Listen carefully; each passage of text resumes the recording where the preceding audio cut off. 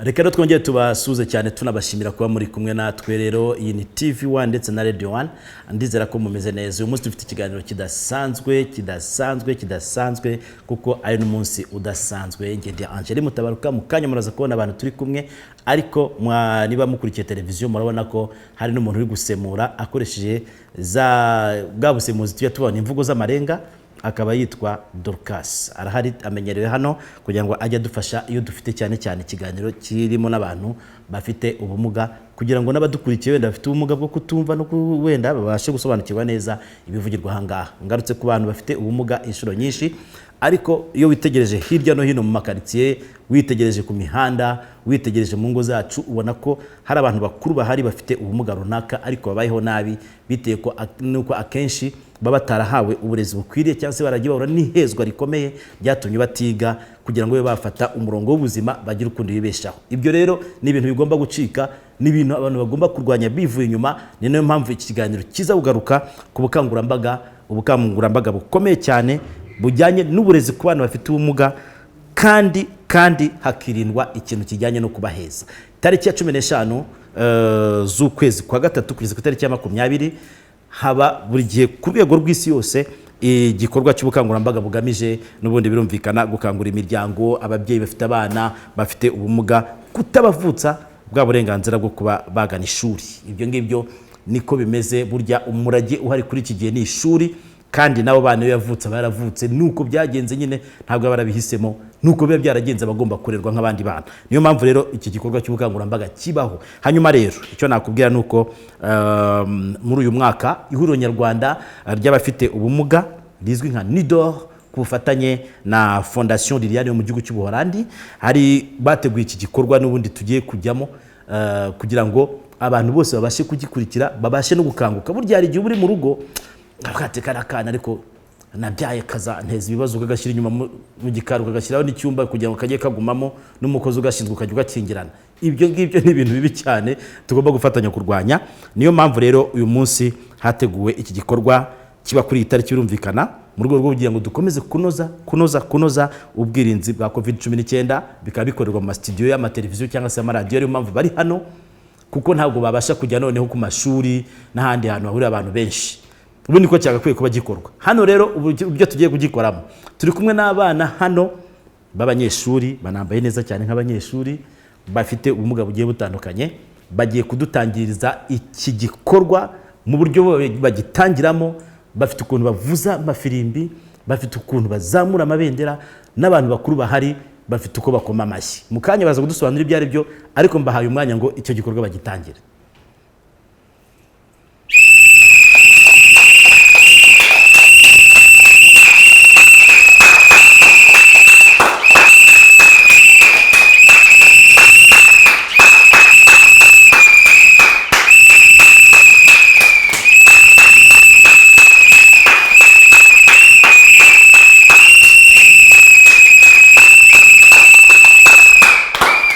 Murakoze cyane. Ubundi bavuza amafirimbi n'inzogera, iyo zihari barazivuza, abantu bakuru bagakoma amashyi kugira ngo nyine igikorwa nyirizina tugiye gusobanurirwa kibe gitangiye. Ubu kiratangiye noneho.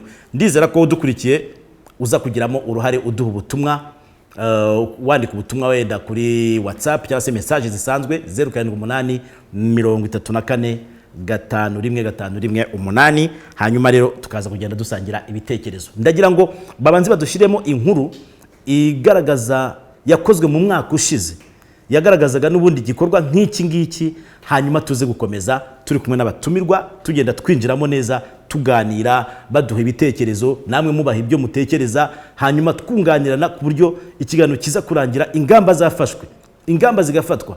Ibi byo guheza abantu ngo nuko bafite ubumuga bikaranduka burundu. Ujye umaze utekereza uvuga uteriko yaba ari ngiye umeze ko badushyiremo inkuru. Tariki ya 15 Werurwe buri mwaka hirya no hino ku isi haba igikorwa cy'ubukangurambaga bugamije gukangurira imiryango n'ababyeyi bafite abana bafite ubumuga kutabavutsa uburenganzira bwo kugana ishuri. Ubu bukangurambaga bukorwa abana n'abantu bakuru bavuza inzogera mu gihe cy'umunota, hanyuma hagakurikiraho ibiganiro byibutsa abantu bose ko umwana ufite ubumuga atagomba kubuzwa uburenganzira bwe bwo kugana ishuri, kugira ngo yumve ko umwana ufite ubumuga nawe ashoboye. Kubera icyorezo cya COVID-19 muri uyu mwaka ubukangurambaga buzakorwa bunyujijwe mu biganiro ku maradiyo n'amateleviziyo atandukanye. Babyeyi barezi namwe mufite aho muhurira n'uburezi muzabane natwe muri ubu bukangurambaga, bityo tuvaneho imbogamizi izo arizo zose zizitira umwana ufite ubumuga kugana ishuri. Nta kibazo dufite, abana baramenyereye barisanzuye mu bandi. Umwana ufite ubumuga yahawe amahirwe yo kwiga nk'abandi nawe yiteza imbere agateza imbere umuryango we n'igihugu muri rusange. Ubu butumwa mubugejejweho n'ihuriro ry'imiryango y'abantu bafite ubumuga mu Rwanda NUDOR ku bufatanye n'umuryango Fondation Liliane.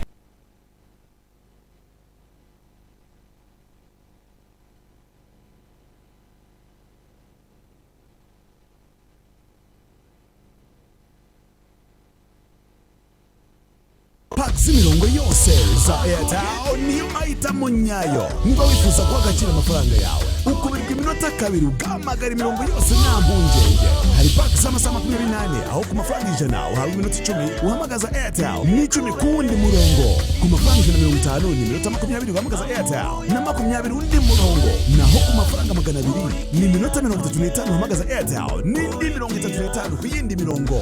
Hari n'iz'icyumweru aho ku mafaranga 500 uhabwa iminota 70 uhamagaza Airtel n'indi 70 undi murongo. Ku mafaranga 1000 iminota 150 uhamagaza Airtel n'ijana 60 undi murongo. Naho ku mafaranga 1500 ni iminota 280 uhamagaza Airtel n'indi 280 undi murongo. Buri paki y'imirongo yose uguze ubu ufite SMS 10 kanda kanyenyeri 255 kanyenyeri 3 urwego uhitiramo paki y'imirongo yose ikunogeye. Va ku giti dore umurongo imukira kuri Airtel, umurongo wizewe. Waruzi yuko 1/3 cy'ubuzima bwawe kimara uryamye? Ni kubw'iyo mpamvu uruganda rwa mbere mu zigenga rwubatse mu cyanya cyahariwe inganda Masoro rwa Matera Dodoma rubakorera matera zitandukanye zaba zirimo rasoro, ibitanda, imisego n'ibindi byinshi. Ni nazo matera za mbere zahawe ikirango cy'ubuziranenge na Rwanda Standards Board. Waruzi yuko Matera Dodoma imaze imyaka irenga 25 ikora matera zujuje ubuziranenge muri Afurika y'Iburasirazuba no hagati, bikaba ari nayo mpamvu yatoranyijwe mu bigo 5 byahize ibindi muri Made in Rwanda 2019. Shishoza urebe ku muguno wayo niba handitseho Kiofel Magodoro Dodoma. Mbanira, iki kinyobwa kinoza umubano kikirukana icyaka n'umwaga mu bantu, aho kibera inyubakabugingo n'umwimerere w'ibimera nka tangawizi izwiho kurwanya indwara z'ubuhumekero. Iyi ngingo yemejwe n'abahanga maze Mbanira ihabwa S-Mark nk'ikimenyetso cy'ubuziranenge. Uwanyoye Mbanira harangwa no gushabuka, abashakanye bakagira ubushake bwo kwagura umuryango.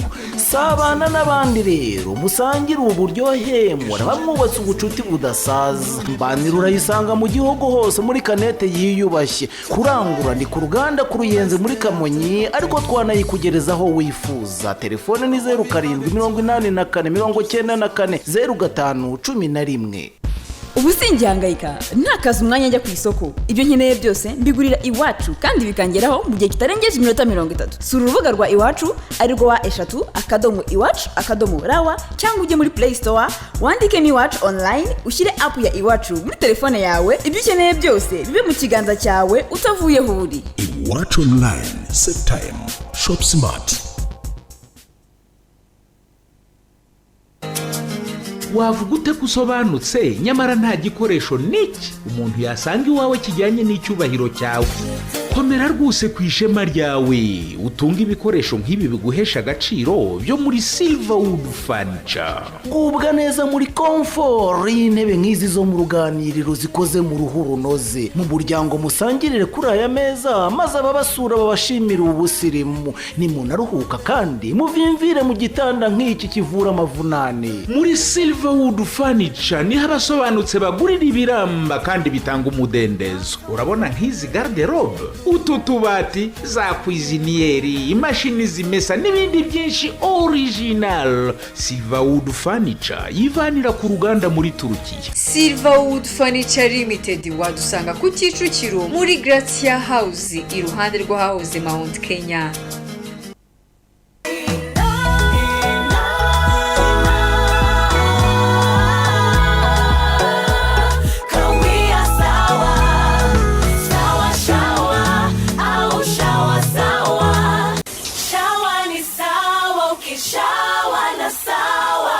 Sawa, ngiyi isabune yawe nziza yo koga, wowe wasobanukiwe n'ubwiza buzira ibirungo.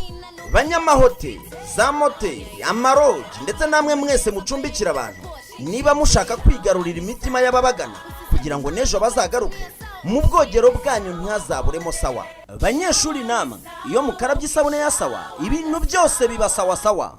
Murayisanga mu Rwanda hose, kandi umwihariko wayo nuko ariyo sabune yo gukaraba ihendutse kurusha izindi. Abifuza kurangura mwahamagara kuri 0782213044. Tariki ya 15 Werurwe buri mwaka hirya no hino ku isi haba igikorwa cy'ubukangurambaga bugamije gukangurira imiryango n'ababyeyi bafite abana bafite ubumuga kutabavutsa uburenganzira bwo kugana ishuri. Ubu bukangurambaga bukorwa abana n'abantu bakuru bavuza inzogera mu gihe cy'umunota, hanyuma hagakurikiraho ibiganiro byibutsa abantu bose ko umwana ufite ubumuga atagomba kubuzwa uburenganzira bwe bwo kugana ishuri, kugira ngo yumve ko umwana ufite ubumuga nawe ashoboye. Kubera icyorezo cya COVID-19 muri uyu mwaka ubukangurambaga buzakorwa bunyujijwe mu biganiro ku maradiyo n'amateleviziyo atandukanye. Babyeyi barezi namwe mufite aho muhurira n'uburezi, muzabane natwe muri ubu bukangurambaga, bityo tuvaneho imbogamizi arizo zose zizitira umwana ufite ubumuga kugana ishuri. Nta kibazo dufite, abana baramenyereye barisanzuye mu bandi. Umwana ufite ubumuga yahawe amahirwe yo kwiga nk'abandi, nawe yiteza imbere agateza imbere umuryango we n'igihugu muri rusange. Ubu butumwa mubugejejweho n'ihuriro ry'imiryango y'abantu bafite ubumuga mu Rwanda NUDOR ku bufatanye n'umuryango Fondation Liliane. Reka twongere tubashimire cyane rero, tugarutse mu kiganiro nyine nyuma yo kugitangiza ya mafirimbi, za nzogera, ya mashyi nk'uko bigenda nyine muri iki cyumweru cyose, ko namaze kubara kuva ku itariki 15 kugera kuri 20 z'ukwa gatatu, abari iminsi 6. Urumva ko ubwo ni hafi icyumweru cyose kiba kigamije bwa bukangurambaga kurwanya ihezwa rikorerwa abana bafite ubumuga cyane cyane mu mashuri, ubwo ni mu burezi. Ubu rero turi kumwe hano muri studio n'abantu batatu bagiye kutwibwira, banadusuhuze namwe basuhuze birumvikana, hanyuma tuze kwinjira neza mu kiganiro duhereye hano hafi yanjye. Turabasuhuje, njyewe nitwa Sebyumba Jean Damascene, ni umunyamabanga nshingwabikorwa w'ihuriro ry'imiryango y'abantu bafite ubumuga. Murakoze cyane. Harundi hariya. Murakoze, nitwa Ngoga Eugene Fixa, ndi umukozi wa REB by'umwihariko unashinzwe iki gice cy'uburezi kirwanya ibyo guheza mu myigire. Ubwo turaganira, ariko mbaye mbashimiye kuba mwateguye ikiganiro. Murakoze. Murakoze cyane. Dufite undi. Nanjye nitwa Padiri Bernardin Banituze, ndi hano mu izina ry'umuryango Tiberius Initiative for Children, n'umuryango twashinze tumaze imyaka igeze kuri 11 twita ku bana bafite ibibazo, cyane cyane abana bafite ubumuga, tubafasha kugira ngo bagane ishuri, babashe kwivuza, kandi n'imiryango yabo itera imbere. Ndi hano rero nk'ijwi ry'aba bana. Murakoze cyane. Kuba dukurikiye murumva ko abatumirwa dufite rwose bari mu myanya nyayo ihagije kugira ngo babashe gusobanura iki kibazo. N'ubundi duhora tuvuga mu makuru yacu, usanga cyugarije abantu, usanga abantu bafite ubumuga bandagaye hirya no hino, ariko urumva ko burya hari imiryango yakagombye kubibavugira. Gusemura murimo kumubona ku mashusho ni Dorcas, bibutsa ko ni Dorcas nari namubabwiye, hanyuma n'aba bana baracyari hano, ubwo nituza kubakenera hari turaza kongera tubavugisha. Ariko ibyo ntekereza aba bayobozi bari butubwire biraba biri ku rwego rwo hejuru. Ubwo n'abandi bari mu kiganiro nimwe bwe mudukurikiye hanze ya studio, nabahaye nimero ya telefone 0783451118 ushaka kuza kwifashisha uduha ubutumwa kugira ngo tugende twunganirana. Reka duhere rero kuri NUDOR. Iki gikorwa twatangije burya nubwo mwabonye nanjye mvuga nti ngaho mbahaye umwanya ni muvuze, bavuza amafirimbi, bakoma amashyi, bazunguza amabendera. nanjye ntabwo mbisobanukiwe mudufashe tucyumve. Ndagira ngo ariko Angeli urakoze cyane ko mu mwanya gikorwa yagisobanukiwe cyane ahubwo kuko ngira ngo bivuze neza ko abana bafite ubumuga badakwiye guhezwa. Ahubwo kuki bitarakimuka ngo bigere 100%. Ikintu ushaka gusobanukirwa mbere ya byose ni igikorwa cy'amafirimbi. Twe turatabaza. Turavuza impanda kugira ngo imiryango, ababyeyi, imiryango ya hafi, ubuyobozi bwegereye aba bana, abandi bose babifite mu nshingano cyangwa babona ko kibazo kibangamiwe abanyarwanda muri rusange bahaguruke bakore ku buryo inzitizi zose zituma umwana ufite ubumuga atiga. Ndavuga atiga mbere na mbere atiga. Icya kabiri atigana n'abandi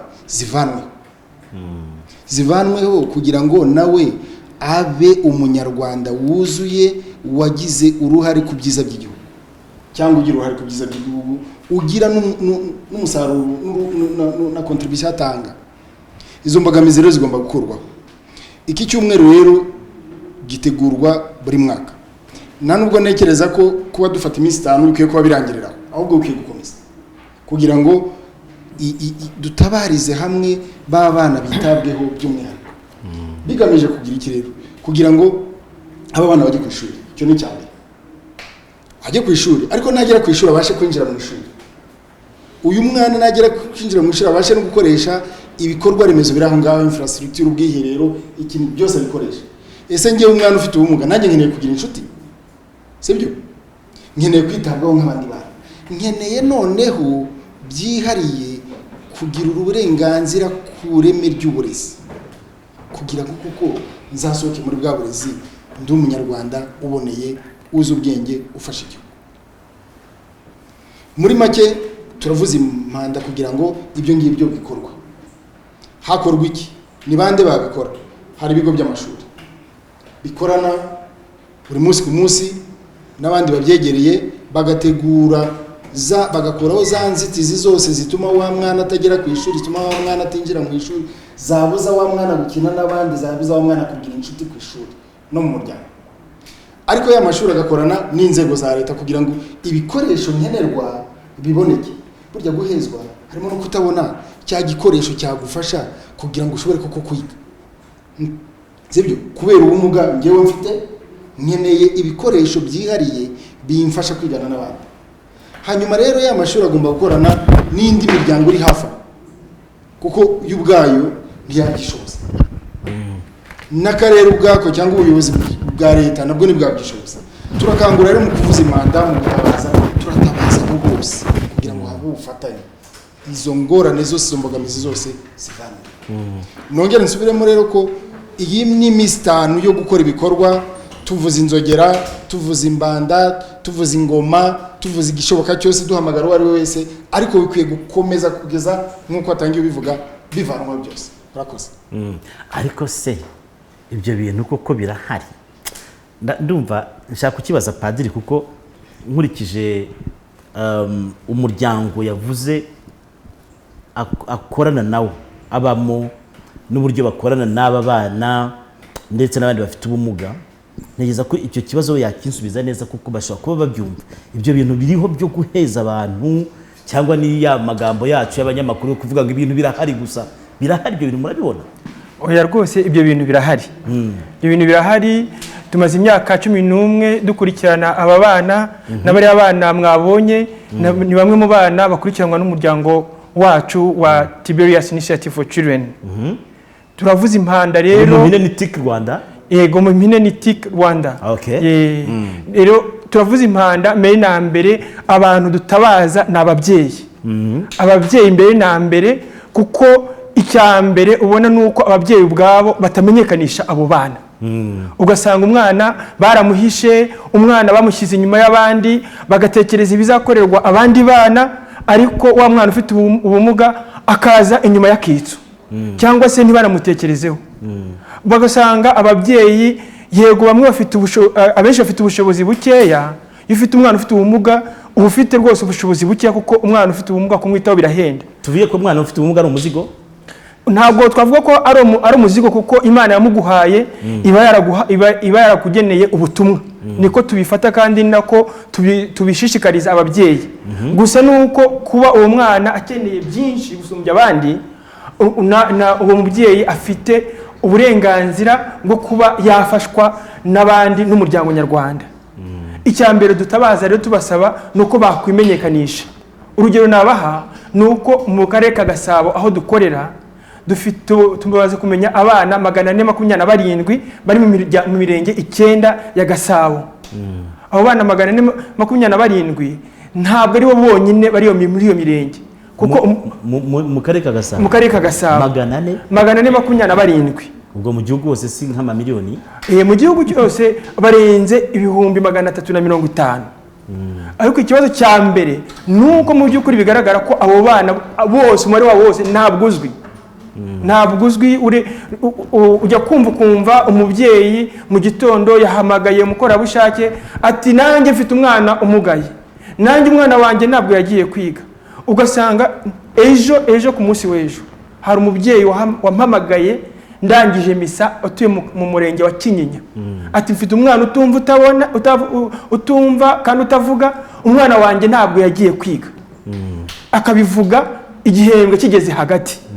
Ababyeyi rero rwose turabashishikariza nimuhaguruke mugende mumenyekanisha abana banyu byibuze kutugari abana byibuze bamenyekane. Iyo niyo ntangiro ya mbere ko bahari. Padi ikibazo reka nkigarure kuri NUDOR. Yego kunzi ko NUDOR mujya mutubwira ko mukorera ahantu hose aho bana bakaba batazwi Padiri aratabaza. Umuntu yavuga ko mutageze ku ntego cyangwa mukorera mu mujyi ahantu se nanjye mbaza inshingano ya mbere gukangurira abana kujya ku ishuri ni yande. Inshingano ya mbere ni y'ubuyobozi bwegereye abo bana. Twebwe tuza tuje kubunganira tubyumvikane. Abana n'ab'igihugu. Umuntu ufite inshingano ya mbere kumubiriza abana ngo bajye ku ishuri ni ubuyobozi bwegereye abo bana. Imiryango kumwana ndavuga abana muri rusange nuko umwana ufite ubumuga ni inshingano noneho by'umwihariko kuri babayobozi. Icyakabiri cyo Padiri yavuze ni umubyeyi, ariko uyu mubyeyi nawe ashobora kuba atarize atumva n'umumaro wo kujyana umwana ufite ubumuga ku ishuri. Rero niyo ya synergy navuze, twebwe turunganira bwa buyobozi aho bitashobotse kugira ngo tufashe niki cyamwakora by'umwihariko kuri umwana ufite ubumuga, ariko inshingano ni yabo ngabo. Abo nuva ubuyobozi n'umubyeyi. Ariko NUDOR tutabeshye hari ababyeyi ubwo barihanganira imvugo tujye ushaka gukira ikibyimba aragikanda. Hari ababyeyi bona afite umwana ufite ubumuga akamuhindura ikirisho akajya kumusabisha ku muhanda. Turababona n'umuzamutse muri za rompe mu gihe mwabona abamurambitse bati mumfashe mfite umwana ufite ubumuga. Umubyeyi afite amaboko abiri, afite amaguru abiri, yanambaye neza ibitenge byarakenyeye ameze neza, wenda mu rugo afite uko hasize ariko akavuga ati ni muri ako mfite akana gafite ubumuga mumfashe, akamugira ikirisho.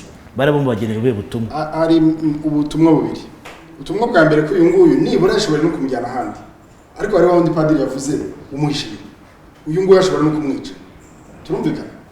Uyu nguyu rero wamugejeje ahandi gukora cya mbere ari nayo inshingano nyamukuru ni ukumwereka ko uyu mwana atamugira ikintu cy'ikivumbisho ahubwo afite uburenganzira bwa muntu. Zamura mikoro. Afite uburenganzira bwa muntu, agomba kwitabwaho nk'umwana nk'abandi, by'umwihariko akajyanwa ku ishuri.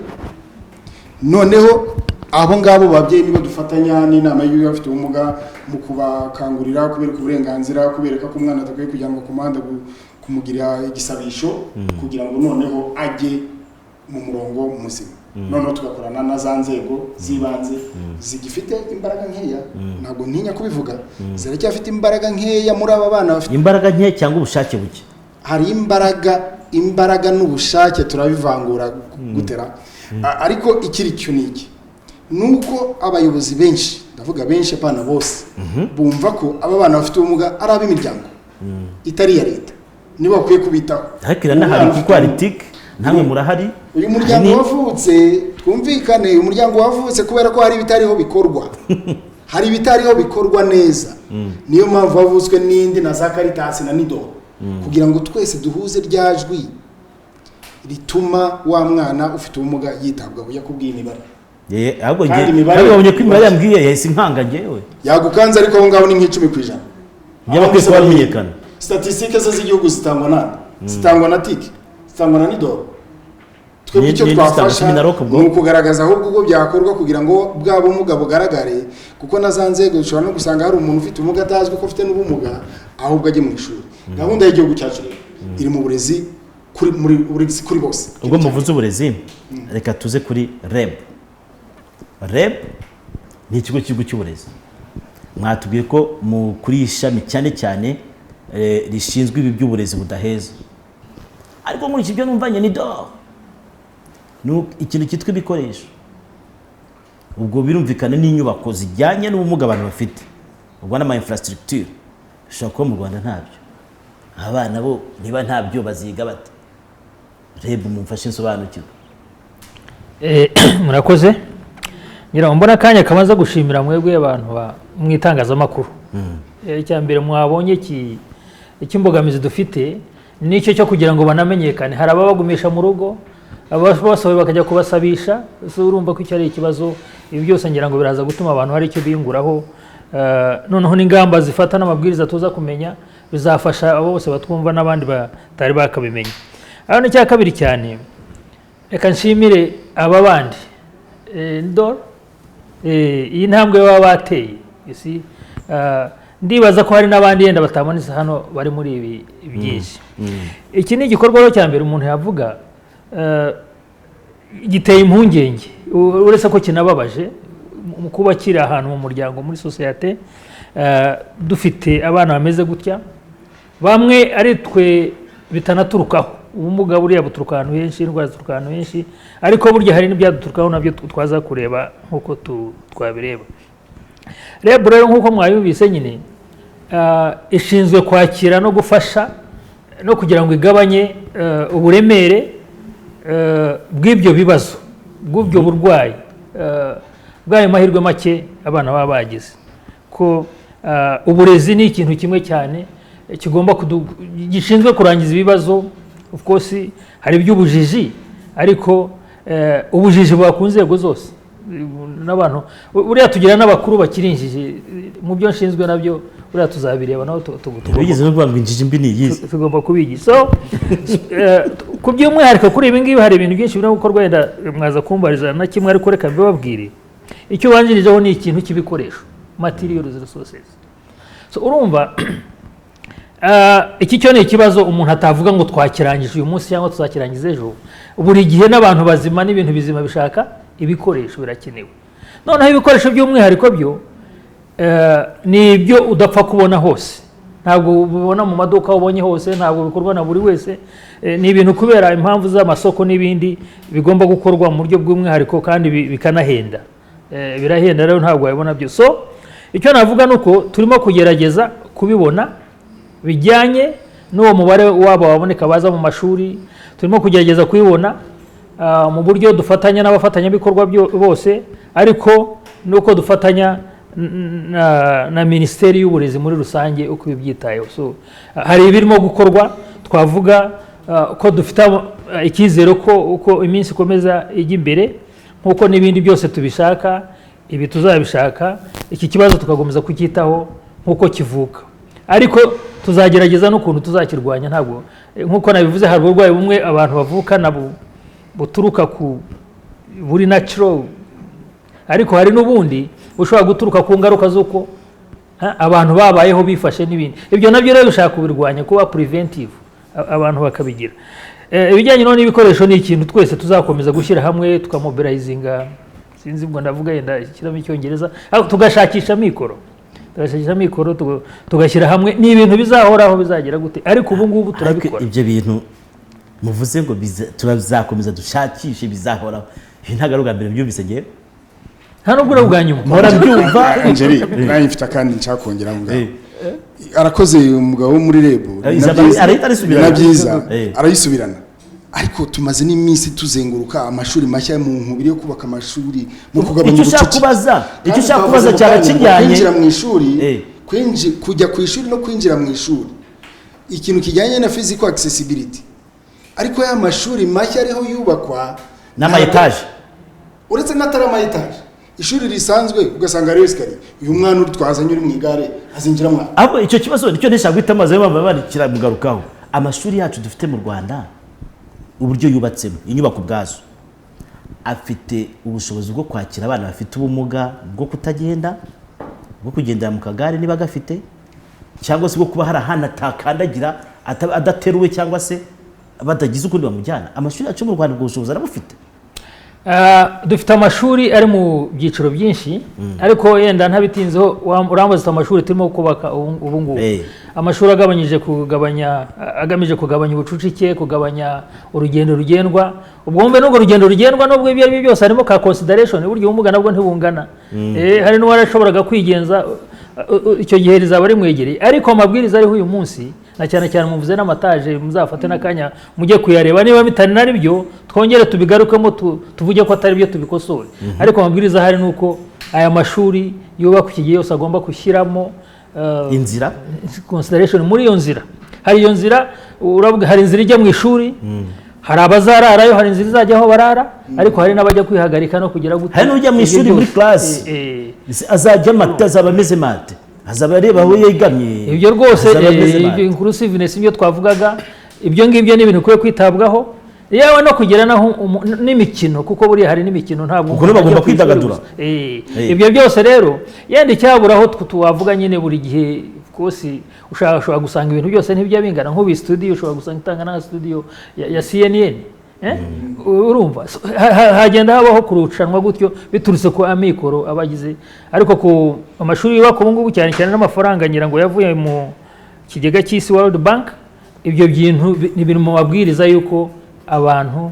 abubaka amashuri engineers barabishinzwe bagomba kubyitaho ndakomeza rwose mbivuga ko icyo kintu mfatanyije namwe REB Rwanda Education Board ibyitaho cyane mu bintu ntabwo gusubira inyuma nabyo tuzasubiramo n'andi mashuri bitungane ariko ubu ngubu ayo twubaka ubu ngubu n'ayo twubatse mu minsi yashize vuba iki kintu ni icyangombwa cyane ariko nicyo nanavuga kindi yenda no gutarakimbaza ibi byose kubigira udafite ababyumva neza ngo babikoreshe neza ntacyo byaba bimaze ngo guhindura imyumvire y'abantu tugomba no kugira ngo tuhugure abarimu babyumve kuko ishobora kubiha umwana ari mu ishuri ariko agasanga nanone hari kumwe n'abandi urumva akajya mu byo gusa ubwo icyo gihe ntabwo babaye inclusiveness uwo mwana ntiyumva mu bandi ntaba ari kumwe nabo n'ibyo ngibyo cyangwa se ntabazi no kubikoresha cyangwa se yanabikoresha akabikoresha nabi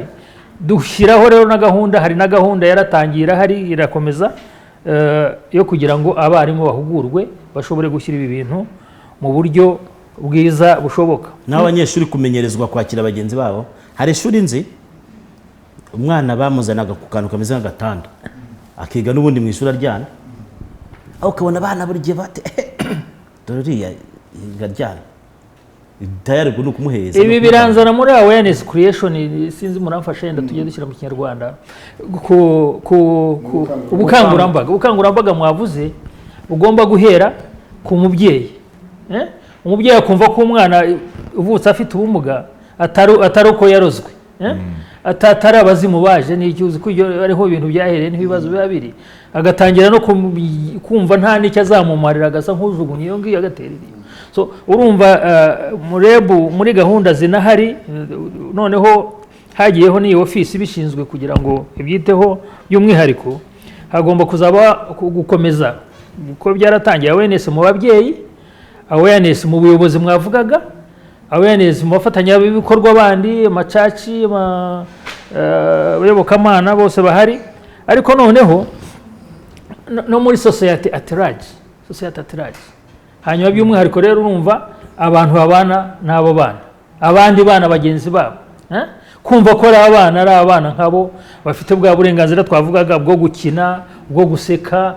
bwo kwidagadura urumva bwo kwiyumva ko bareshya n'abandi bose bashoboye bazaba nkabo urumva dufite abantu benshi bo kugira ngo reka tugaruke kuri padiri yego bonye usa n'ufite icyo ushaka kuvuga ariko nagira ngo nkubaze unabivugire rimwe nk'umupadiri yego umukozi w'Imana muhura n'abantu benshi none uri na omuniye wa za kaminuza yego iki kibazo turimo kuvuga mu bana no mu makaminuza kirimo ese ko hakomeje gutunga agatoki ababyeyi mwaba mufasha abana ababyeyi bo mukibagirwa kubegera ndetse niba mubegera mubabwira iki? ikintu cya mbere gikenewe kandi dukomeza kwitaho cyane ni ugukangura abantu ngo bakanguke babone yuko abo bana kuva bakiri batoya umuntu wese ufite ubumuga ntabwo ari umuntu w'umugenerwampuhwe, ni umuntu wese waba uruteye abantu imbabazi, ntabwo agomba gukomeza gufatwa nk'umugenerwampuhwe igihe abandi ari abanyaburenganzira. Icyo kintu rero nicyo ugenda ubona buri gihe, nicyo nyine gituma umubyeyi afata umwana akamujyana ku muhanda kugira ngo banamugirire impuhwe amafaranga. Uwo mwana yifitemo ubushobozi bushobora kubakwa, buri wese ku rwego rwe akaba yagira nawe icyo yigezaho mu bwa bushobozi afite bugenda butandukanye. Ni ukuvuga ngo rero icyo kintu turakibona ahantu hose, turavuza iyabahanda, turashima koko aba bashinzwe uburezi bahagarariye leta bashyizemo imbaraga muri ubu buryo bwo kubaka igishushanyo mbonera cy'amashuri kirahari, kandi koko biragaragara yuko amashuri mashya birimo kugenda bikurikizwa. Amashuri ya kera nayo yari akwiye gutekerezwaho kugira ngo abo bana nyine nibamara kumenyekana noneho hatekerezwe uburyo nk'uko hatekerezwa uburezi ku bana bose, nabo bana nyine nabo batekerezweho nabo babashe kujya mu mashuri kandi amashuri abegereye. Icyo ni ikibazo kugira umwana afite uburenganzira kugera ku ishuri, ajye mu ishuri rimwegereye. Nk'ubu ngubu rero ikintu twagira ngo twongere tuvuge cyadutangaje, tuvuge nko muri ayo mashuri rwose ibintu byose byagizwe neza, ariko harimo akantu kamwe, akantu kitwa intebe. Intebe ni kimwe nabazaga, umwana hari kujya ku ishuri hari no kuba ari muri classe, se ahagama ahantu hegama ahantu yicarana n'abandi, we yicara ate? Yego, intebe ishuri uko rikoze rigomba kwakira umwana, ariko igishushanyo mbonera cy'intebe dufite ni igishushanyo cy'imbonera cy'intebe abana bamwe badafite ubumuga badashobora kwicaramo. Rero byari bikwiye yuko mu gutekereza ibikoresho bizakoreshwa muri iryo shuri hateganywa yuko umwana ufite ubumuga bimwe mu bikoresho yakenera nabyo byateganywa mu bikoresho ishuri rigomba kugira, aho kugira ngo bibe ibikoresho usanga iyo ugiye wenda nko kurihira umwana umuyobozi w'ikigo akubwira ngo ariko uzamuzanire naho kwicara kuko ntawo dufite.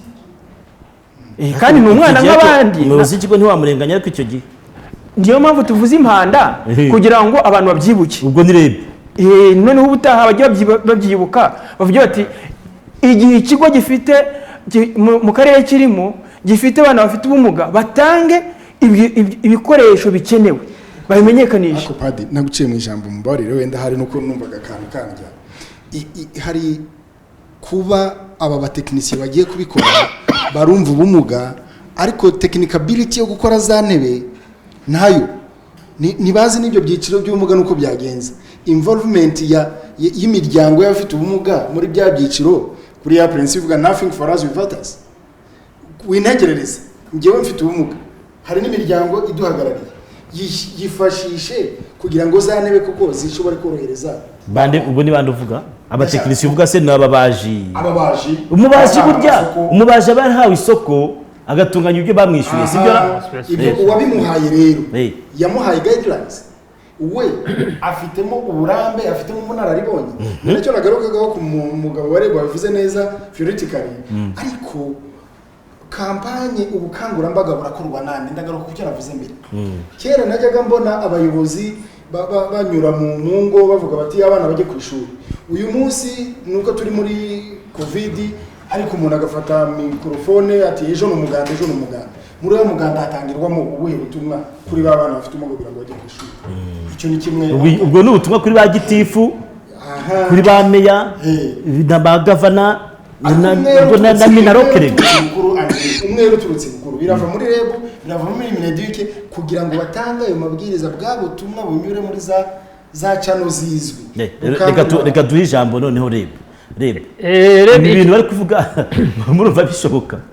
Birashoboka na cyane nk'abanyarwanda hari ibintu byinshi bitajyaga bishoboka turimo gushobora. So urumva ahubwo icyo abantu bakwiye kwishimira numva dukwiye guha agaciro cyane ni ibiganiro nk'ibi bihoraho. Ntabwo rero yazivuga ngo buri kintu cyose kirahari. Urumva sinzi mujya muca imigani ku maradiyo hano ku ma TV bavuga ngo uve kuzimu ntago ayizuba ntago uyu munsi twavuga ngo dufite buri kantu kose urumva ariko nk'ubu njye nta kindi nakora uretse kubashimira no kubasaba kuguma gufatanya gutya mu buryo buri continuous buhoraho utwo tuntu twose abantu bakatunoza bakadukosora kuko urumva ari nabo barimo twavugaga hari atabona buriya ibi bintu ni special needs rero yayo nakubwira ntabwo wakora uruganda ngo uruhe nka modo y'ikintu nk'uko ugenda ukavuga ati yenda inkweto si inkweto burya habaho hashobora kuba z'abafite ukuguru kugize gutya ukuguru kumwe icyo nshaka kuvuga ni uko nk'uko mwabivugaga akantu kaba kari specific ubumuga ntabwo buri general hari uburi general bishobora kubaho kutumva bishobora kuba general yenda kutareba bishobora kuba general ariko hari izindi specific difficulties imbogamizi umuntu ashobora kugira ku ariko nk'uko mubivuga ngira ngo birashaka gushyira imbaraga hamwe n'ubumenyi hamwe n'ubuhanga niba urumva ibyo bintu abantu bakabyitaho ariko hari ahantu ushaka kugarukira inzego z'ibanze ngewe twakomeje kuzitunga agatoki mbese numva ko izo dutunze agatoki kuko nizo zitanga isoko ryo gukora za ntebe zo mu mashuri nibo baritanga uturere bagatanga isoko abantu bakora za ntebe zo gushyira mu mashuri ariko ntabwo ntekereza ko bazashyira intebe kuvuga ati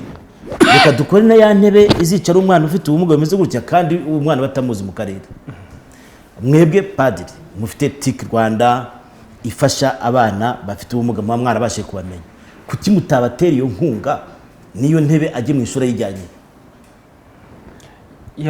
ibyo birashoboka kandi aho bihuye n'ubushobozi bwacu turabikora iyo uwo mwana twamubonye tukabasha kubona yuko agomba mu byateganyijwe ko tubanza kumukorera icyo twakwita nka gahunda y'ubuzima dufatanyije n'ababyeyi be n'umwana ubwe noneho iyo gahunda yaba irimo ko akeneye kujya mu ishuri kandi rya shuri azajyamo tugasanga ibikoresho batabifite natwe tukareba mu bushobozi tugasanga tubishoboye turabikora ariko icyo tuvuga ni uko ubwo bushobozi tuba dufite ntabwo bwakwira abana bose kandi turabibuka yuko aba bana ni abanyaburenganzira nk'uko hatekerezwa ko umwana yakenera mudasobwa ikaba yaboneka kugira ngo atere imbere kimwe n'uko isi iri kugenda igihe kirageze nyine ngo abo bana ubwo burenganzira nabwo bafite ntibube gusa ubw'imiryango igenewe gufasha ahubwo bijye muri polisi bijye mu mabwiriza ku buryo uwo mwana aramutse abonetse abashinzwe uburezi mu ishuri basaba icyo gikoresho bakagihabwa n'abashinzwe uburezi bakaba bemerewe kuba bakigura kuko kugeza uyu munsi ntabwo tubibonamo mu byo bemerewe kugura noneho wenda ikibazo kigasigara ari uko nta bushobozi bwabonetse kuko nk'uko yabivuze ntabwo ubushobozi bukenewe bwose igihugu cyahita kibubona ariko igihugu cyakwitabaza n'indi miryango za UNICEF zirahari bikajya mu byo abantu bashyira hamwe nk'uko twabivuze nk'uko NUDOR yabivuze bumwe mu burenganzira aba bana bafite uburenganzira bwo kugira inshuti turi inshuti z'abana ariko hari inshuti nyinshi hari igihe rero mu byo tugomba gushakishamo uburyo abo bana bakwibagirana noneho ntibashakirwe ubwo buryo abandi bakaba bashakirwa uburyo bwo kubona ibitabo ariko ukibagirwa ko harimo batazashobora kubisoma bakeneye burayi noneho rero bikaza mu bikenerwa bishobora kuba ku kigo icyo ari cyo cyose ntibibe burayi ngo iboneka mu kigo kigatagara ntibibe ngo intebe iboneka mu kigo cy'ahana hari ubutumwa dufite ngiye gucishamo amaso ubwo buri wese uko arajya yumva ibimureba araza kujya agira icyo abivugaho uyu aragira ati mwaramutse ni Ashel ndi Kabuga turabakurikiye cyane ariko usanga hari ababyeyi bagisha abana babo kubera ko bavukanye ubumuga ibyo bintu bigomba guhinduka umubyeyi wese akamenya ko umwana ari nkundi murakoze undi hano nawe aragira ati muraho neza TV1 guverinoma ikwiye no gutekereza ku bana bafite autisme ishuri rukumbi ryabo riri mu gihugu rirahenze biteye ubwoba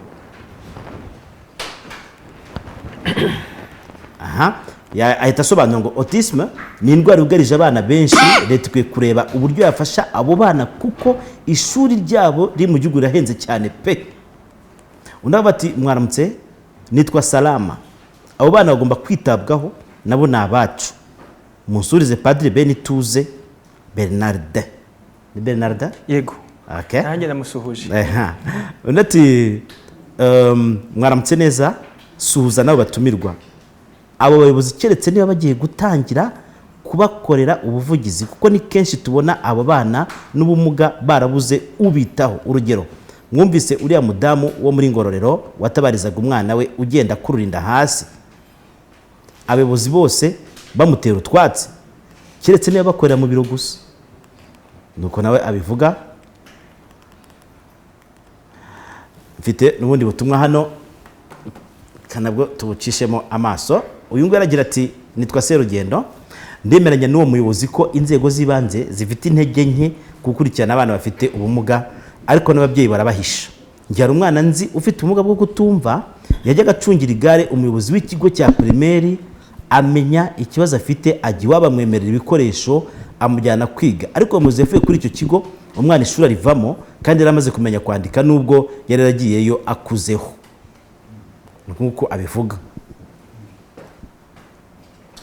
Uyu ngo aravuga ati umbarize ko hari icyo bateganya ku bana bavuka ku bafite ubumuga, kuko hari umumama nzi ufite ubumuga bwo kutumva no kutavuga, afite abana 3 bose base ntibazwe. Mu by'ukuri babayeho nabi mu buzima bwa Kigali. Acyakomeza. Undi hano aragira ati bonjour, ni Jean Paul Ibweramvura mu Gitega, mbariza abatumirwa, ese abana bafite ubumuga bakaba barabashije kwiga bakarangiza, ese babasha kubona akazi bitewe n'ibyo bize cyangwa barahezwa? Iki kibazo nanjye nari ngifite ko biga, ese mu mirimo babona akazi cyangwa hari henshi bajya bakababwira ati uzabuza. Undi ati bonjour, mutubarize niba muri aya mashuri mashyashya bari kubaka, niba yitwa Yezu barimo kubaka, niba abafite ubumuga baratekerejweho, kuko hose nabonye ari za etage gusa. Undi ati mwaramutse, ndabashimiye ku mutima w'urukundo. Hani wacu Gahanga hari abana babana n'ubumuga, ntago bakivuga babana n'ubumuga ko ntago ari abagore babo cyangwa ababyeyi. Ubumuga ntago ari umuvandimwe, umuntu abana n'umuvandimwe, ahubwo bafite ubumuga nicyo bavuga, sibyo? Hari abana bafite ubumuga, iwabo n'abakene cyane, bakeneye ubufasha. Padiri bwo hantu abantu mufasha barizana cyangwa mujya no kubashaka iyo muhamenye? Abantu dufasha mbere na mbere babanza kwibumbira mu matsinda y'ababyeyi baho batuye. Noneho kuko twebwe dukora nk'inshuti, inshuti z'umuryango, abo bantu rero bagomba kusanga amatsinda y'ababyeyi batangiye baturanye nabo, yagenda akabaza mbere na mbere aho atuye, akabona amatsinda y'ababyeyi bafite abana bafite ubumuga. Ntabwo ayo matsinda ari muri Gasabo gusa, hari n'indi miryango ikorana na NUDOR muri izi gahunda, ikorana na Fondation Liliane, iri mu gihugu hose. Icyo rero nicyo twahereho tuvuga ngo abo babyeyi nibahaguruke bimenyekanishe. Okay. Hano harundi umukanya ndabahija mu bigenda gufata nk'umunota umwe kugira ngo twumve n'ubuhamya. Turaza kumva n'ubuhamya bw'umwe mu bana bafite ubumuga w'umunyeshuri, wenda aza kutubwira ingorane abanyeshuri bahura nazo. Dushobora kuba turi kwivuga gutya ariko tutabizi cyangwa tubizi w'igice. Uyu ngo aragira ati mwaramutse, ikiganiro mwadutegure turagikurikiranye, nibyo abafite ubumuga tubiteho tubabe hafi, bityo bituma batwiyumvamo, batwisanzuraho, bityo ubuzima bwa buri munsi bugakomeza. Ni Isaac Wingoma arakomeza ati babyeyi mufite abana bafite ubumuga ni mu bajyane kwiga, barashoboye, bazabaho kandi biteza imbere. Mwafata akanya mugakora commentaire kuri izi message, commentaire zitarenze iminota 4, ubwo iminota murayigabana duhere hano kuri NUDOR cyangwa duhere kuri Padiri. Ye commentaire nshaka gukora, ndashaka kuyikora cyane kuri ya muntu witwa Jean Paul wavuze ikibazo kivuga ko abana bamaze kwiga bafite ubumuga, ese barahezwa cyangwa se babona akazi. Nagira ngo mbwire Jean Paul, hari urugero, hari igice cya mbere abana bamara kwiga bakabasha guhita bakora akazi, kuko abo bana bafite ubumuga ikindi twongeraho harimo no kuba twashobora aho bishoboka kuba bafashwa gukemura ikibazo bari bafite, gukosora ubumuga bari bafite, bikaba byatuma rero bashobora gukora imirimo ku buryo busanzwe.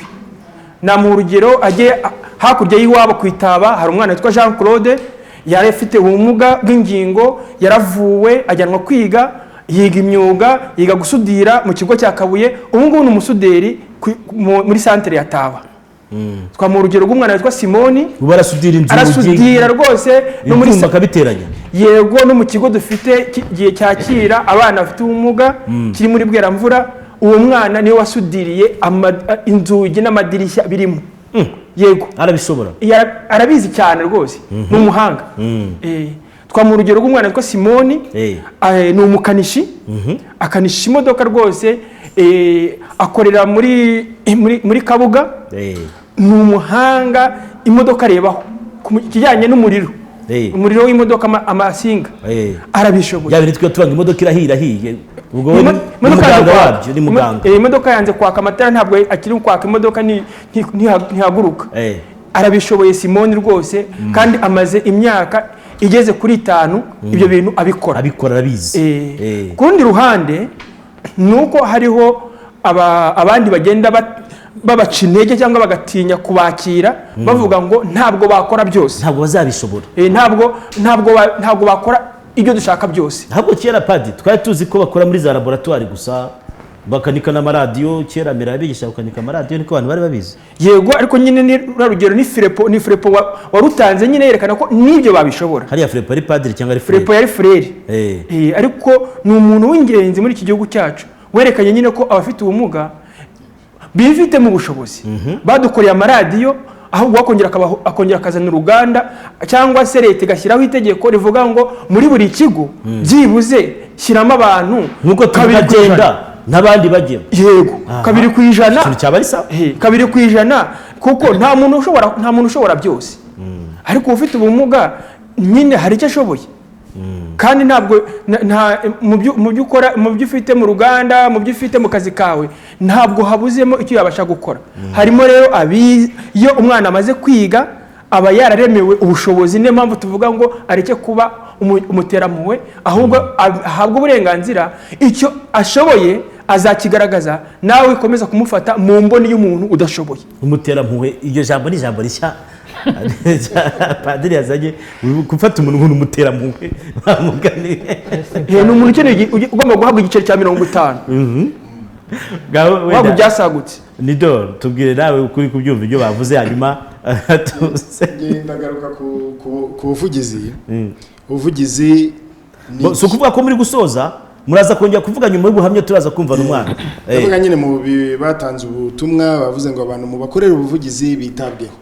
Nicyo NUDOR ishinzwe, gukora ubuvugizi kugira ngo ibintu bive mu muhwe bijye mu burenganzira, nk'uko amasezerano mpuzamahanga abivuga ku burenganzira bw'abantu bafite ubumuga bwitabweho n'inzego zose na buri wese. Icya kabiri nuko ibyo Padiri yavuze na mugenzi wanjye wo muri RIB bihera kuri rwa rwego rwo muri RIB. Zara zabaye nyinshi, za RIB, za RDB, za RIB, za mu Rwanda. Padiri yakomejeho kimibare. Imibare y'aba bana bafite ubumuga bakwiye kwitabwaho. Mu byo dukorana n'iyi miryango ishyira mu bikorwa iyi gahunda yo kwita ku bana, ari uko bakorera ifishi buri mwana bakamenya ibyo akeneye. Ese iyi mibare ku rwego rw'akagari irahari y'aba bana bafite ubumuga n'icyo bakorerwa? Kuko niho bizava na ya miryango ije gufasha ihera aho ngaho, kuko statistics zirahari n'ibibazo wa mwana afite n'ibyo akwiye gufashwa kugira ngo ajye kwigana n'abandi, biri aho ngaho kuri rwa rwego rumwegereye. Ngira ngo ni ikibazo gihira, ni naho usanga abana bamwe batazwi. Noneho ukabona umubyeyi kubera ko yabyumvise kuri radio ati Padiri, nanjye umwana wanjye afite ubumuga akeneye kujya ku ishuri, ariko wahagera hasi ugasanga affaire sociale y'umurenge ntabyaze. Izo statistics ziri hehe? Naho ngaho ibibazo bihera, ariko abo kubikemura bo mu gufatanya na leta barahari. Ikindi rero kijyanye n'abize politike y'umurimo yavuguruwe itaremezwa, ifite ibyongerewemo, ariko ndavuga uko byari bisanzwe kubyemezwa mu bijyanye n'akazi barize imyuga bamwe padiri yigisha n'abo natwe twafashe muri porogaramu bafite uko birwanaho mu kwihangira imirimo. Dufite na porogaramu yo kujya mu matsinda bakajya mu bucuruzi, ariko muri politike y'umurimo bwayo kubize bakagera no muri za universite kimwe padiri wenda araza kukigarukaho. Kugera muri universite haraho uhera uriya mwana ari mu mashuri abanza none azasimbuka nageraho ngaho rero akarangiza ninde uzamuha akazi niba yamyumvira itarahinduka. Ukibaza ngo ariko uyu muntu ufite ubumuga bwo mu mutwe iyi lisansi koko yarize, iyo utangiye kwibaza icyo uba wamuheje. Rero na ya politike y'umurimo nayo ikavuga ngo ku manota angana akazi gahabwa ufite ubumuga, ubwo wese amanota azangana ryari. Dusabe rwose ko niyo politike y'umurimo uko yavuguruwe yakwemezwa bikurwemo. Oya, iyo ngingo ntabwo itanga ubwisanzure, iraheza ukuntu kandi iraheza kuko je numvaga babaha akazi ntose bavuga ati ku manota angana akazi gahabwa ufite ubumuga. Ngaho bukoresha ikizamini 2 3 10 abantu 20 bazanganya amanota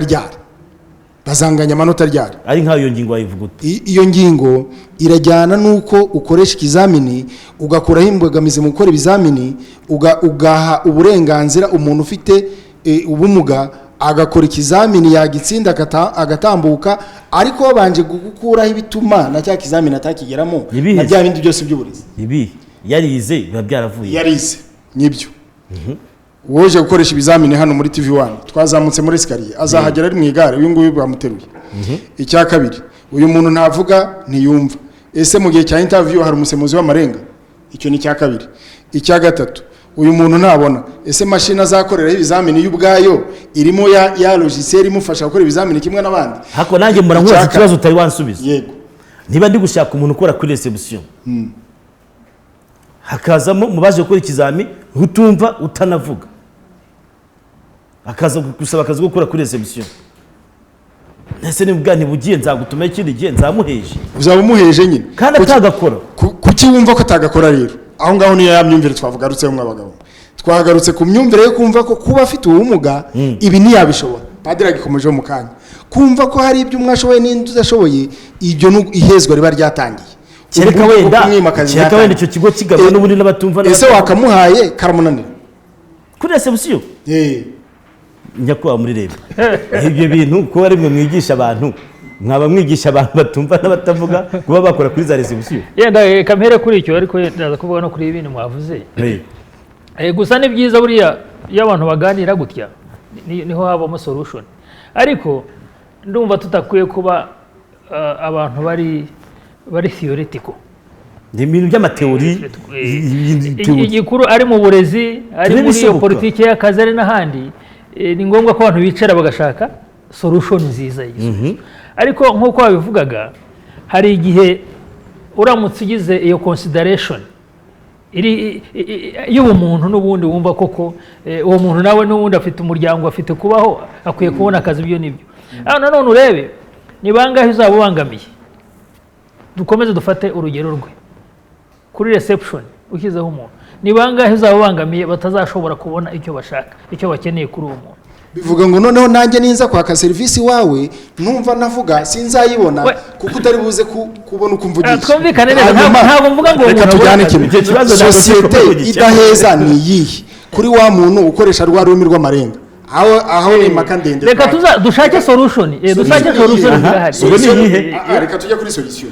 Solution nuko abantu bakwiye kumva ko uyu muntu afite uburenganzira bwo kuganira n'abandi, hagakorwaho za mbogamizi. Wowe menya rwa rurimi rw'amarenga rwigishwa mu mashuri rwigisha abanyarwanda barumenye, wa muntu akore, kubera ko nanjye ninza kuri TV1 uwo nzahasanga tumva atavuga nzi kuvugana nawe, nzi kwaka service. Ese abari ubonyine n'icyo kintu tutagitaruka.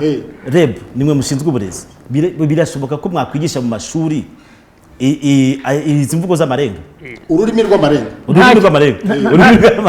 Nta kintu kitashoboka, ariko reka two kuba nk'abantu bari reka two gutekereza nk'abantu bari hariya bonyine. Urumva twabonye ibintu byinshi bijyanye no kwigisha, na cyane cyane kwigisha abantu bafite ibibazo nk'ibi ngibi. Urumva twasanze birareba ndi byonyine mu gutangira gusa no kumenya abarwayi tutarajya mu kubigisha.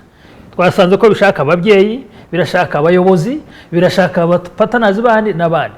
So kubigisha urumva mu buryo bwo gutekereza neza rwose ushatse gusubiza ibibazo byose nk'uko bibaho ibyo nibyo iyo buri muntu wese yarazi buriya nahoze ndi mubaze ngo izina ryanjye arimenya gute kurivuga ngo umuntu arimenya Dorcas se cyeka ahubwo nge nari nzi ko ugiye kubaza Dorcas urumva uravuga urumva ukanavuga ko ngiye kera nkireba amakuru bwa mbere nkabona abantu basemura gutya najyaga mvuga nti wenda nk'aba Dorcas ntabwo avuga nta nubwo yumva akabibyo byatumye amenya kuvugana n'abagabo bari mu hano batumva batava. Reka tujyanisha ibintu rero icyambere cyo cyifuzo ni cyiza cyane niba twese ari byo twari dushoboye bikaba icya kabiri kitabaye icyo cyifuzo tudashoboye kukigeraho abantu ni ukwicara gutya bakaganira bagashaka solution. Erega ibiganiro ntabwo byahoze mu myaka 2 ishize urumva ibyo byose hari icyo turi buvanemo ariko ho gatoya buri muntu erega ni umuntu wese buri muntu wese arashaka kugira ngo agire uburenganzira kandi atabangamiye abandi. None se Rwanda rusinya amasezerano mpuzamahanga ku burenganzira bw'abantu bafite ubumuga mushyiraho politike y'uburezi budaheza twarihuse. None se twaheje oya reka tujyane twarihuse. Niba twarihuse rero za mbogamizi zose zituma ibyo ngibyo bivaho reka twongere dusubire kuri crash dutangire kuri zero. Ariko niba twaratangiye ni turebe noneho za nzitizi zigomba kuvaho. Ndi kubasaba ikintu kimwe Padiri amasegonda 30 koresha amasegonda 30. Icyo nakongeraho nuko ubwo burezi bugomba kurema ubushobozi bahereye ku cyo umwana yashobora. Ntabwo rero uwo mwana utumva atabona wenda ubushobozi bwe ntabwo ishuri rizasanga ashobora gukora kuri reception bazamuforma ku kindi. Ariko noneho ariko byaba bibabaje hari bisanga bibabaje ugasanga wa mwana wenda yamugaye akaguru afite proteze ugasanga rwose reception yayikoraho ariko bakamwimakazi kubera yuko ngo adafite akaguru kameze nk'akabandi gusa se mwese bazabakamura gukina umupira. Icyo nicyo tubona gifite ikibazo naho ubundi igisubizo kiri muri bwa burezi umwana ugiye kurerwa ari nacyo dukomeza dushishikariza nanone abarezi guha abo bana uburezi bufite ireme ni icyo ashoboye aricyo yigishwa hanyuma icyo yamenye noneho yemererwe kuba yabasha kugira. Bakoze cyane reka dufate umwanya twumve ubuhamya bw'uyu mwana w'umunyeshuri nahoze nganira nawe mbona ni sawa nabaye ibya byose ngiye gukora bitekereje nta natevuga n'umwana ashobora kuba umuhanga. Reka tumuhe umwanya rero abo kuba nk'uyu dufashe agaragare kuri televiziyo hanyuma nongere ndagusuje sha shyira neza mikoro ku munwa harya witwa Akayezu Akayezu Anita Ana wambwiye ngo wigahe Batsinda Hope Academy. Batsinda Hope Academy wiga mu kangahe? Mu kane primaire muri primaire. Urakoze cyane none ndagira ngo tuganire nk'umwana ufite ubumuga niko umuntu aba yaravutse niko bigenda. Padiri uzavuga ntago ari umuterampuhwe ariko niko bigenda. Abanyeshuri mwigana ubona bagutinya? Oya ntago bakininya banenyaga bwa mbere nkihajya ariko ubu ngubu basigaye babifata nk'aho bisanzwe nk'aho tumeze kimwe twese ntago bakinseka byararangiye. Ariko baragusekaga imbere nyigejo ukabona baraguseka bavuga ngo iki? Bavuga ngo murebe uriya mwana ukuntu ameze ariko ubu ngubu abongeze mu wa kane baramenyereye ntabwo bakinseka. Kandi baragusekaga bikagutera ikibazo nawe wumvaga umeze gute? Numvaga najya ku ishuri naba ngumye mu rugo ariko barambujije buri njye ku ishuri bizagera aho bamenyera. Ni bande bakubujije? Ba mama bamuje ngo ningajye nguma mu rugo njya ku ishuri. Bahoraga bakuganiza bakubwira ati mwana ajya ku ishuri wige. Hanyuma se iyo muri mu nzira mujya ku ishuri abantu mu nzira ntubona bakureba cyane? Wapi ntago bakindeba cyane ni bamwe na bamwe tutaziranye. Abo mutaziranye babutaka kana bakunda kuvuga se gutya abantu bo mu muhanda bavuga ngo reba umwana ungana kuriya baramuheka ngo ariko buriya yaratese twigendere tumwihore. Yaratese? Hari icyo basubiza se? Ntacyo urabapepera gusa ukigendera? kuba mbagiye ku ishuri ndabapepera nkigenda nkabihore. Ese nk'ubu mu mwaka ushize wabaye wakangaye mu gihembwe gishize mu gihembwe giheruka cyo cyatangiwe amanota wabaye wakangaye? Nagize amanota 69. 69% umwanya urayibuka? ntabwo wibuka. ntabwo nawibuka. Hari abagize inyuma yawe se? Abaje inyuma yanjye. Hari abanyeshuri bajya baza inyuma yawe ukabarusha? Urabarusha? Kandi nta bumuga bafite? Nta bumuga bafite. Ntabwo se baba bari gufata akana katurushije bakabivuga? Mu ishuri njye wiga mu mezi gutya, ariko muri P1 hari umwana ufite ururimi rwaje imbere cyane, wasohotse hanze kandi ariga nawe nta kibazo. ariga ariko abantu benshi bagenda bibaza ukuntu avuga. Kandi aravuga? Ubu se iyo abandi bana bari gukina nawe ukina nabo? Ugakina gute? Ukina iki? Dukina nabo twigana, tukajya ku myicungo kwa ku kigo cyacu tugira imyicungo nkasohoka tukajya ku ujya ku myicungo bakagutera bakagushyira bakagucunga ukabona nta kibazo? Wapi nta kibazo. None se mu ishuri ufite intebe wicara cyangwa wicara ku kagare kawe? Ntabwo twashaka gukinjizamo. Ntabwo washaka gukinjizamo? Mu ishuri tugira za chair ntoya zisanzwe z'abana. Nicara n'undi mwana. Nawe ufite ubumuga? Oya, nicara n'umeze neza. Iyo wicaye se ntabwo ikubangamira? Wapi turi inshuti. Intebe ndavuga intebe. Wapi ntabwo intebe nibangamira. Uragenda ukajya ukicara ukiga? Akagare se ugashyizemo ukiga barakubujije ibyo barabyanze? Wapi ntabwo babyanze. Nabyo tubishatse twabikora. Mwabikora? Ahubwo ikibazo nawe kwandikira naganitse. Wakwandika ute wamugana? Ubu uzi kwandika neza ukanoza ukandika neza? Ndabizi. N'imibare uzi guteranya n'ibifaransa n'ibyongereza? Uri umuhanga? Ufitiye ntego? Urumva nurangiza nk'amashuri uzabiki? Njye nindangiza amashuri nzaba umuganga. Umuganga?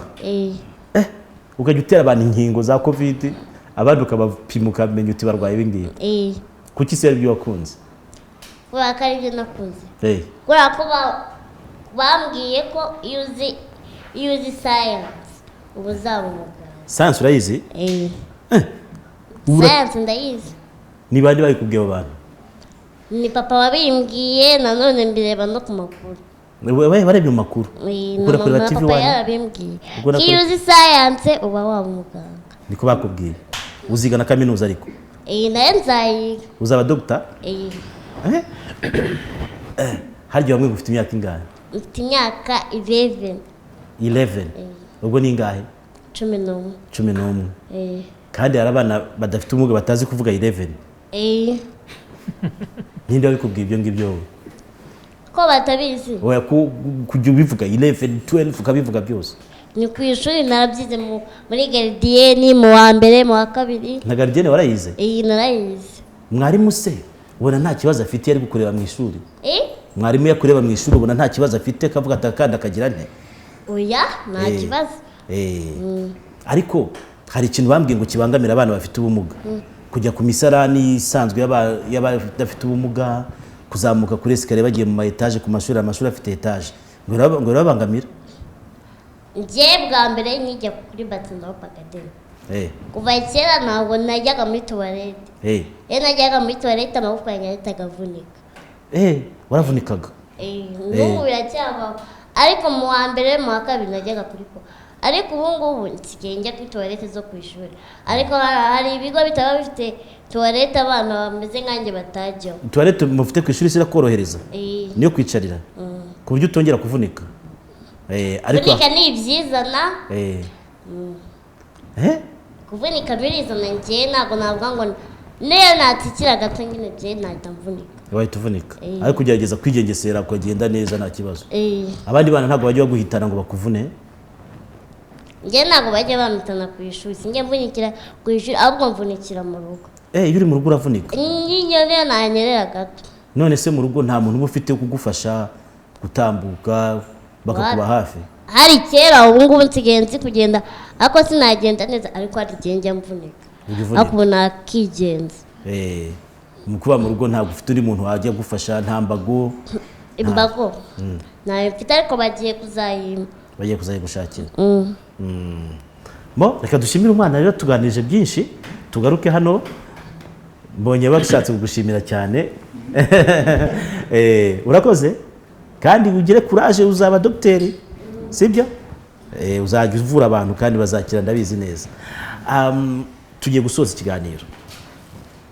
Bya byose hari by'umwana tuganirije byinshi, ariko mvise ko harimo imbogamizi ndagaruka kuri REB nk'abashinzwe uburezi mutanga imfashanyigisho mutanga integanyanyigisho niko mbitekereza ariko muri icyo kintu kibangamira abana nk'aba ngaba bafite ubumuga amatoilette amayesikariye n'imiterere y'ibigo byacu muragiteganya iki?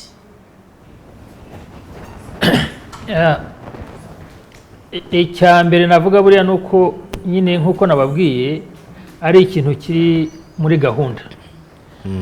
Amashuri yubaka ubu ngubu urumva ko iryo zirikana ririmo iyo consideration irahari, gusa nanone icyo navuga bishobora kuba utaba precise bigenze ku bumuga nyine nk'uko waba umeze n'abo bantu bagira yenda babyubatse ushobora gusanga barabyubatse nk'abakontracteur ubwo bizashaka kongera gukora evaluation na supervision abantu bari n'utuntu bakongeramo, ariko nanone dufite iyo kibazo cy'amashuri noneho adafite na gakeya yo hambere. Urumva ibyo byose ngira ngo dukwiye kwiyumvisha ko ari ubutumwa tubonye uyu munsi abanyarwanda bafite impungenge REB igomba kwitaho. Tugiye kugenda nyine babiganireho kandi nk'uko nabwiye REB nayo ni umufatanyabikorwa kuko ubwo ni ukugenda ibyo byose birahari ushobora kubishyira ku murongo ariko bizashaka Ministry ya Finance bizashaka urumva harimo urugendo ariko ibyo ntibikwiye kuba impamvu ni ibintu bikwiye kwihutishwa. So REB ifite byinshi muri igikorwa cy'uburezi numvise nk'uyu mwana n'ukuntu avuga iriya ndoto ye yo kuzaba umuganga n'iki mbonye abantu benshi batangiye kumuvugaho bari bavuga ati umwana bwo n'umuhanga cyane burya wumvise n'abamugiriye inama ariko buri cyo navuga na REB dufite ikindi cyiciro cy'uburezi turimo gukora cya navuga career guidance gifasha n'abana kugira ngo noneho amenye ibyo yakwiga koko n'impamvu yabyiga ndetse na buriya bizamufasha ubwo n'umwana n'umuhanga arebe n'icyo bisaba. Ese umuganga akwiye kuba ari umuntu umeze gute ushoboye gukora gute umwana abizi ko bati uzi science buryo hari kumenya kuvura ariko se kuvura bishaka amasaha ngahe yo kwitanga bingana iki guhagarara no kwihangana ibyo byose akanabimenya urumva arongera duhaye rwose ikintu cyakora buri iwabo waramubonye bati n'umuhanga bumva ngo yawe umuganga gusa ariko hari n'ibindi byo kugira ngo uconsidering. Icyo navuga rero REB urumva ni ukuboko kwa leta gushinzwe iby'uburezi kandi uburezi buri gihe n'ubushakashatsi abantu bakomeza gutya ariko twebwe icyo turi committed icyo inshingano dufite ni ugukora uburezi bufite ireme bugera kuri wese budaheza urumva kandi bufitiye igihugu akamaro ndetse mu minsi iri imbere turumva tuzarushaho kugeza igihugu ku rwego rwiza bishingiye ku burezi bw'ireme tuzaba twashoboye gutanga. Ntabwo rero twirengagije ibibazo turabifite turabireba ubwo hasigaye ni ukureba uko twa balancing uko twahuza ibindi byangombwa bishakwa kugira ngo byose mbere ko bwije Padiri na NUDOR tuvusoza biragira ati ndabashimiye cyane ntuye mu Nzove nanjye mfite umwana ufite ubumuga bw'uruhu yatangiye ishuri ariko imbogamizi afite abana baramushungera bakamwita amazina none ishuri ari kugenda aryanga. Undi ati ni atanaje mu gukora intebe byasaba ko hakurikizwa ubumuga umwana afite kuzikora muri rusange ntabwo byakunda. Undi ati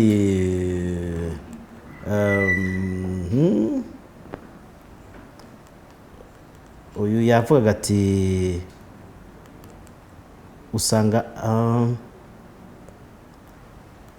yavuga ari kuvuga nk'abana wenda bafite ubumuga runaka akavuga ati mubafasha iki ngiyo bagiye wenda muri za practical exams kugira ngo babe inclusive. Sinzi ikintu nashatse kuvuga ngo naho ngaho agarukiye ni ku bana bafite autisme nta kintu mwabivuzeho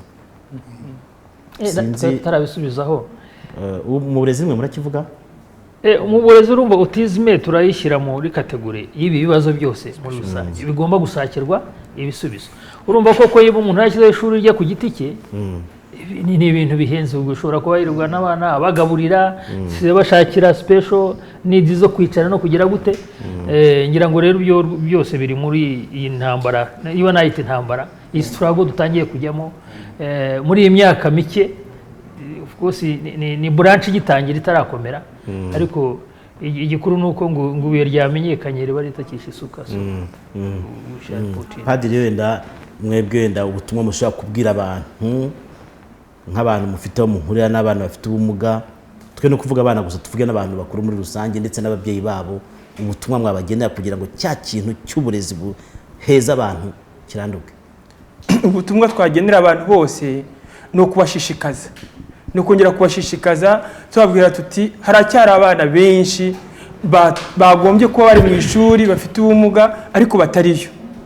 Tuzi kugeza uyu munsi abana bageze ku 175 mu karere ka Gasabo batari ku ishuri kandi bagombye kuba bariyo ariko bakaba batariyo kubera ko ababyeyi babo nta bushobozi bafite. Turashishikaza rero abantu bose bafite umutima ngo aho bishoboka nabo bashinge imiryango, bashishikarize bagenzi babo kuba bagira icyo bakora kugira ngo abo bana bajye ku ishuri. Turashishikaza ndetse wenda n'abandi ko baza ku miryango isanzwe iriho nk'iyacu, ufite umutima nawe akaba yagira icyo afasha abo bana, kuko ntabwo ari abanyamahanga nk'izo za Fondation Liliane zigomba kuba arizo zonyine zafasha abana b'Abanyarwanda. Natwe Abanyarwanda dufite umutima, uwagira icyo ashobora agaca ku kagari, agaca ku murenge, agaca mu muryango nk'iyi yacu, aho byashoboka byose bagira icyo bakora. Ikindi abandi dushishikariza ni abarezi kudacika intege, kubera yuko abarezi ntabwo bafite ibikoresho byose bakeneye kugira ngo bafashe abo bana. Bafite abana benshi ariko turabashishikaza ngo nabo bagire umutima wo gukomeza kwita kuri abo bana, kandi mwumvise ko n'abandi bashinzwe barimo kubitegura. Turashishikaza kandi n'abantu bafite imodoka zitwara abana zibajyana ku ishuri. Ziriya modoka nyinshi ntabwo zifite ubushobozi bwo gutwara abana bajya ku ishuri bafite ubumuga. Nyamara izitwara abantu basanzwe muri za gare inyinshi ubu ngubu zirabufite. Ariko izi mabisi manini arabufite. Izi bisi nini zirabufite. Ariko imodoka zitwara abana bajya ku ishuri bafite nta nimwe ndabona usibye yaba yihariye ifite ubwo bushobozi, kuko niyagiyemo n'akagari kagashyiramo arakishyurira. Ni ikibazo gikomeye rero. Turabashishikaza tugasaba kugira ngo umunyarwanda wese utekereza mu gihe cyo gufasha muri iki gihe cy'igisibo atekereze byibuze avuga ati hakurya y'iwacu hari umwana ufite ubumuga, ese bari ntacyo nakora kugira ngo nawe asange abandi mu ishuri. Murakoze. NUDOR. Murakoze cyane. Ndagira ngo mbanze nshimire leta ko nubwo twavuze ko hari bitarakoreka ariko hari na byinshi byakoretse. Byonyine no kuba n'aya masezerano yarashyizweho umukono ni intambwe nini. Kuba hariho iyi politike polisi y'uburezi budaheza nayo n'indi ntambwe. Kuba hari no kuba twicaye hano tunabiganira n'uhagarariye REB nabyo ni intambwe ikomeye. Rero itarakorwa ni kwa guhozaho twavugaga. Ahakwiye kuba hashyirwa imbaraga ni hehe? Nuko za nyandiko zigaragaza uburyo ibintu bikorwa zigezwe kuri babandi babishyira mu bikorwa mu buryo bwihuse. Urwego nanone rwa leta nirwo rukwiye gufata iya mbere mu gukangurira imiryango kujyana babana ku mashuri. Ndashaka kugaruka inyuma rero gatoya. Nubwo turiho tuvuga ngo abana bafite ubumuga bigane n'abandi, ariko ntitwirengagize ko hari ubumuga buremereye budakwiye kwigana n'abandi muri ya mashuri dufite aho ngaho. Urwego rwa leta mutekereze uko habaho amashuri yihariye, special schools, special education muri bwa ku byiciro by'ubumuga runaka. Birakwiye special needs education, birakwiye irahari nka polisi, ariko hakwiye kuba nayo mashuri yihariye yigisha abo bana mu bushobozi bafite ku rwego rw'ubumuga batakwigana n'abandi. Hanyuma padiri yabivuze dukomeza gufashanya kugira ngo uwese umuntu wese yakora agishyireho, noneho za mbogamizi zikurwa. Ariko cyane noneho ngaruka inyuma rwose ubufatanye ni ngombwa. Ndongera gutabaza, tongera kuvuza impanda kugira ngo aba babyeyi bagifite abana bahishe mu gikari babakuremo babajyane ku mashuri. Ibi rero birashyirwa mu imbaraga nandi uko nge mbyumva, birashyirwa n'imbaraga n'ubuyobozi bwegereye bababyeyi.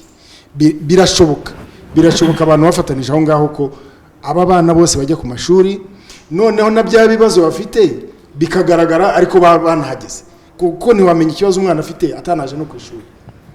Ni urugamba rurerure rero ko umugenzi wanjye yabivugaga, nta uri butere ndi buye. Ni ngombwa ko twese dufatanya tukabigaragaza, kandi iyo tubigaragaje ntabwo tuba dukritika mu buryo buri negative, no kugira ngo ibisubizo biboneke.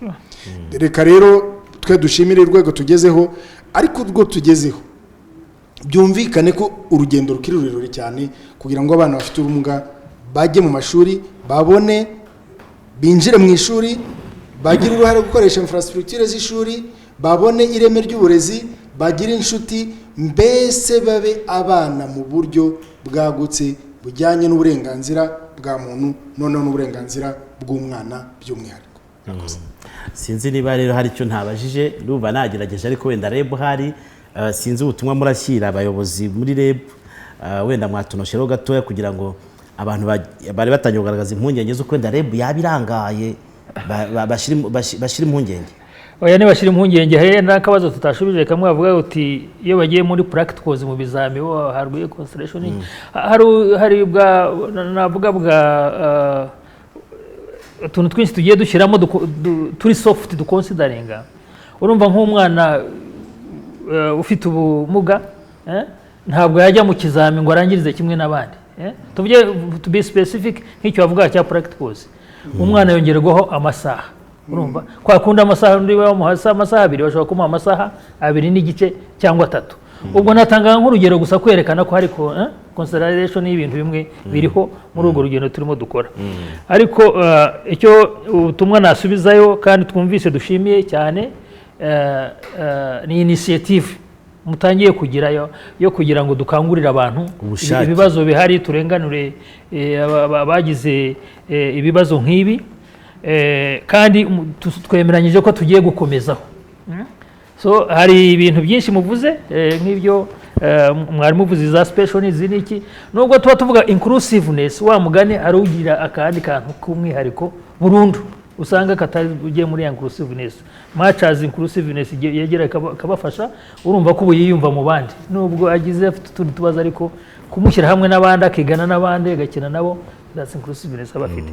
So leta of course biragaragaye ko tugifite byinshi bisabwa birimo kumenye kugira ngo ubuyobozi bw'ibanze butangire bufashe kumenyekanisha abana bose baze none bamara kuhagera baze mu mashuri ko bagenda mu mashuri bashakirwe n'ibyangombwa bituma icyo tubazaniye bakigeraho. N'ubutumwa rero bukomeye ni bugufa ariko burakomeye cyane ngira ngo hari ababyumva ubu ariko turongera tunabugezeyo ariko natwe turabwira ko twabijeje ko leta itatereranye tubifite muri gahunda turimo. Reka rero tubashimire cyane mwese duhere ku bana badufashije kumenyekanisha iki gikorwa bavuza amafirimbi bazunguza amabendera nk'uko n'ubundi gisanzwe gikorwa ariko kubera muri ya gahunda yo kwirinda COVID-19 bikaba byari mwarahisemo ko byakorerwa ku mateleviziyo nk'uko hano byabaye. Dushimire Dorcas wadufashe gusemura kuko bya n'ubuhanga bundi igihe cyera nabirebaga nkaberwa ibyo ari byo n'ubu ntabwo umuntu yapfa kubimenya ariko biragaragara ko abizi si ubwa mbere aje hano. Padiri tugushimire muri REB tubashimire NUDOR namwe tubashimire n'abandi mwese mwatanze ibitekerezo mwagiye mwabonye ko byari byinshi hari n'ibyo tutabashe gusoma ariko tubashimire byimazeyo. Ikiganiro cyo nakagaruka ngewe ndi Angeli Mutabaruka.